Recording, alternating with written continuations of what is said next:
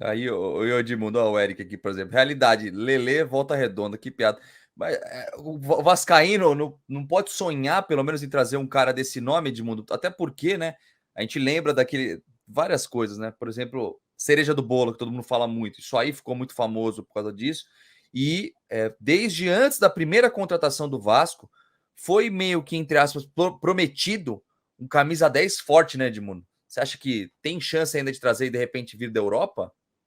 Agora não, né? Porque a janela se fechou. Eu acho que essas especulações e oportunidades de mercado elas vão aparecer sempre, né? Principalmente num time que apareceu como novo milionário, que ia investir fortuna. Acho até que o Vasco investiu bastante, investiu bem, mas eu concordo com o Fábio. Precisa primeiro ter um time, para depois vir a cereja do. Precisa fazer o bolo, para depois vir a cereja do bolo. Eu acho que a única possibilidade, eu acho que até existiu sim, é que do Coutinho vir ao Brasil era por empréstimo de 6 meses, porque ele lá não tava sendo aproveitado, e aí o Aston Villa pagaria 90% do salário. Mas acho que esse modelo, para mim, não serviria ao Vasco. Acho que para ele voltar ao Brasil, tem que voltar definitivo. Jogar 2, 3, 4, 5 temporadas com a camisa do Vasco, né? Para que a gente de fato tenha um ídolo que a gente possa acompanhar no dia a dia. Então, acho que essa ilusão foi mais até mais com a torcida do Corinthians, pela promessa do Kia. Como ele tem relação com o Vasco, a gente acabou sonhando em paralelo. Mas eu acho que precisa sim, você precisa ter alguém que você compre a camisa, alguém que você se identifique, que você vá ao estádio. Esse jogador sempre foi muito importante no futebol brasileiro.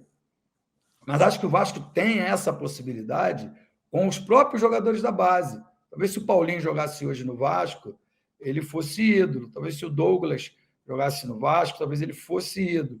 Não necessariamente um 10. O Andrei se credenciava para isso. Né? O que eu mais torço é que essa indústria de venda e contratações ruins, ela pare no Vasco da Gama, como disse o Fábio. Você vê o Flamengo, tem o mesmo time desde 2019.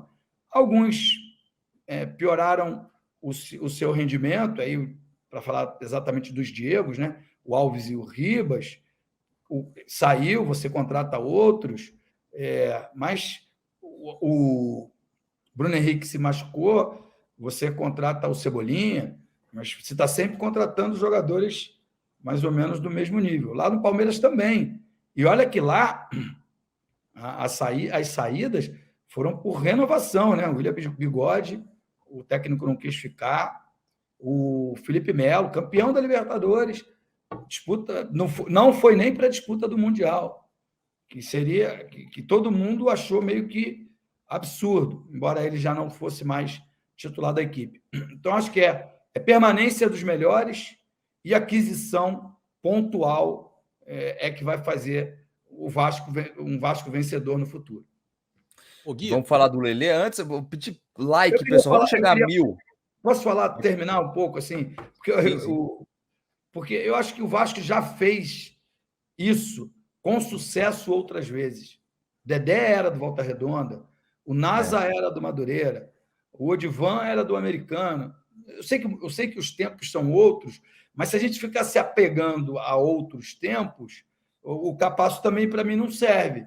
Porque um zagueiro de 26 anos, se fosse craque mesmo, se fosse bom para caramba, já estaria na Europa.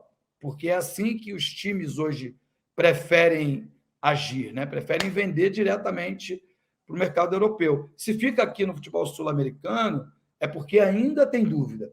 Mas eu acho que, em cima disso, vale a pena algumas experiências e por que não? Por que não, Lelê? Inclusive, né, hoje os cada vez mais jovens, né? Daqui a pouco o pessoal tá no berçário comprando o time europeu, comprando jogador, porque 16 anos, começa. 19 anos já tá velho daqui a pouco para contratar, né? Mas falando sobre o Lelê, depois eu quero saber a opinião específica do Edmundo, que entende mais ou menos, né, dessa posição aí, né, Fábio? Mas o que você acha, Fábio? Ele foi muito elogiado pelo Juninho Pernambucano também, quando eu estava assistindo lá a partida do Vasco. Seria uma boa contratação e você sabe se realmente é certo que ele está meio que apalavrado com o Vasco? Então, o Vasco enviou uma proposta para o Itaboraí Profute, que é o dono dos direitos econômicos dele. Tem 25 anos. Ele jogando pelo Itaboraí fez 23 gols em 40 jogos.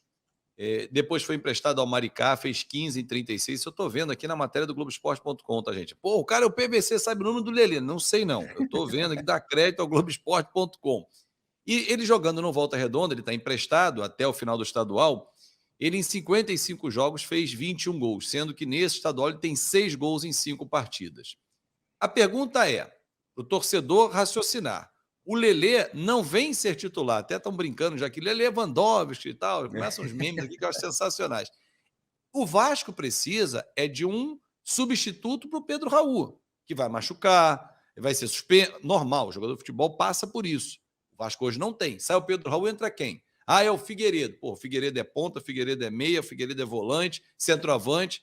Não dá para ele ser 1.001, ele tem que resolver. Eu acho que o Figueiredo de volante, você não ganha um volante e perde um atacante. Na minha avaliação, hoje. Vamos dar tempo ao tempo. Tá bom. A gente tem tempo para dar? Acho que não, nesse momento. Então, inventar o mínimo possível. Mas, enfim, seria uma aposta, como foram o Divan, NASA, tantos outros que o próprio Edmundo já lembrou aqui. Então, acho que o Vasco pode para uma composição de elenco. Traz o Lelê, o cara está fazendo gol, mas não é necessariamente... fez gol pelo Volta Redonda, pelo Maricá, pelo Itabora, e vai meter gol para cacete pelo Vasco. Pode não fazer. Ou pode continuar fazendo um monte de gol, porque o moleque não sente o peso da camisa, a responsabilidade. Agora, se você me permite, você pudesse localizar aí o comentário do Amaury Santos. Vou te pegar no contrapé essa aí, rapaz. Eu olhei para um lado e no outro aqui. Esse comentário é muito o que o torcedor hoje pensa. Aqui, ó. Não, mais acima, que ele fala que o torcedor não vai ter a paciência do rival. Cadê? Amaury Santos. Você vai ver que ele faz uma comparação, porque quando a gente fala que o Flamengo levou 6 anos para se reestruturar, o Vasco já tem que em 1 ano fazer. Eu já disse que a SAF encurta o caminho, mas não encurta de 6 para 1, 6 para 3. Esse aí, olha só. E o torcedor acha que com a injeção do capital tudo se resolve. Então, já nesse primeiro ano, o Vasco vai bater campeão de tudo, vai brigar por todos os títulos. Não é assim. Mas não vai levar os 6 anos do rival. Há um encurtamento de tempo. O que é um encurtamento de tempo? Em 2, 3 anos, o Vasco está jogando as competições sul-americanas, brigando por títulos que o rival levou 6. Porque foi de 2013 a 2018. Quando o Edmundo lembrou dos 2 Diegos, eles vieram em 17. O Everton Ribeiro em 16. Então a formatação desse atual time começa lá atrás. E em 19, que aí já com poder financeiro, o Flamengo foi lá, comprou o Gabigol, comprou a Arrascaeta, comprou o Bruno Henrique. Aí o Vasco, ao invés de levar os mesmos 6 anos, com injeção de capital, pode, em 3 anos, ou até um pouco menos, 2, quem sabe, no final de 2024, na virada, começar a comprar grandes nomes também. Mas agora, não é no primeiro ano. Não é no primeiro ano que isso vai acontecer. Mas o torcedor, claro, e a gente pedir isso ao torcedor parece que é até uma sacanagem com ele. Calma, eu tô 22 anos com calma, vai para isso, vai para aquilo. Então, assim, é entender que o futebol não se faz da noite para o dia. Quantos times o Edmundo jogou? Fala assim, esse time vai dar certo. Não deu. Quantos não eram naquela aposta e viraram time? O futebol tem muita coisa para acontecer. É um grande jogador que se machuca no meio do caminho. É um grande jogador, como foi com o Edmundo, o Evair, que vem jogar inteligentemente. Vou fazer mais o arco para essa flecha disparar, que é o Edmundo. É o Roberto Dinamite para o Romário. Enfim, assim, é o entendimento, a leitura de jogo, é a entrega de todo mundo. Eu já disse isso aqui, repito, quando o Edmundo foi embora, depois do campeonato de 97, o Evair, falei, ferrou, a gente vai para a Libertadores, isso é a nossa dupla. Fudeu, desculpa o meu francês. Aí vieram Donizete e Luizão, que também encaixaram, porque o time estava certinho. Então, assim, o futebol tem muitos detalhes para que o time vire um time e tenha longevidade, como foi nessa época do Edmundo, de 97 até 2000, quando ele volta depois. Falou bonito. Aliás, né, Edmundo, eu quero saber de inclusive você. O francês que eu usei aqui, né? Exatamente. Falar sobre esse assunto, sobre o Lelê, principalmente, que você é um cara que entende da posição. E, por exemplo, comentários que me preocupam hoje, né? Porque a gente está falando de menos de um mês de temporada. Olha lá, Beto Lima. Manda o Barbieri embora o mais rápido possível. Aí vem o Murilo. Pedro Raul é caneludo, grosso, não tem qualidade com a bola no pé. Aí eu acho que o torcedor, além de ter paciência, né, Edmundo? Eu acho que não é ruim o nome como Lelê, que vem se destacando. Quero saber o que você acha desse jogador, né? E tem que lembrar também outra coisa, viu, Fábio? Esses 120, 130 milhões que vão usar para a temporada, tem que lembrar que dessa vez vai ter que usar para comprar 2 times inteiros. Mas no ano que vem, se tiver um time, vai ter que usar para comprar 3, 4 jogadores. Então vai encurtando e aumentando o poder de investimento em dólar do Vasco também, né? Mas e aí, Edmundo, o Lelê seria uma boa contratação para compor elenco? Então, futebol é momento, né?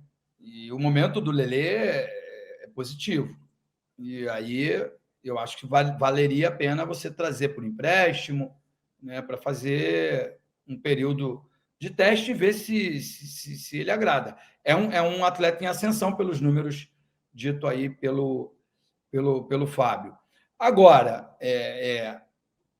em relação ao Maurício Barbieri, você deu uma responsabilidade a um técnico ainda jovem, né? Deu a responsabilidade a ele de montar uma grande equipe. Talvez se ele tivesse chego com a equipe já pronta, ele tivesse a possibilidade de fazer um trabalho melhor.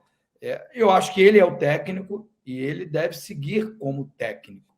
Eu acho que essas pressões elas vão existir, mas não devem influenciar em algumas decisões, porque você precisa observar o dia a dia, saber se aquele trabalho ali vai te levar ao objetivo final. E o objetivo final é a montagem de um time que não tenha problemas no Campeonato Brasileiro.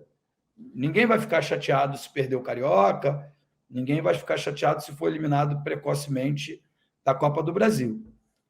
Hoje, o que o torcedor do Vasco não quer é passar sufoco no Campeonato Brasileiro, como foi aí nos últimos anos. Então, é isso que você tem que observar no dia a dia. E, para isso, tem o Abel. O Abel Braga é o diretor técnico, é o cara que está lá na beira do campo, observando. Os técnicos jovens têm uma metodologia de trabalho a olho nu muito boa. E talvez por isso esses 2 pontas que, quando perdem a bola, eles viram 2 volantes, só que pelo lado, né? Porque eles vêm aqui dar o suporte aos laterais. Talvez isso não funcione muito no Vasco, porque o Clube de Regatas Vasco da Gama está acostumado com um time de mobilidade, de toques, de habilidade. Então, talvez o Maurício Barbieri precise mudar o rumo no meio do caminho, mas não morro de amores por ele, mas uma vez que ele foi escolhido, eu vou dar todo o meu apoio para que ele desenvolva bem o trabalho dele. E acho que está muito precoce essas cobranças, apesar delas serem bem pontuais.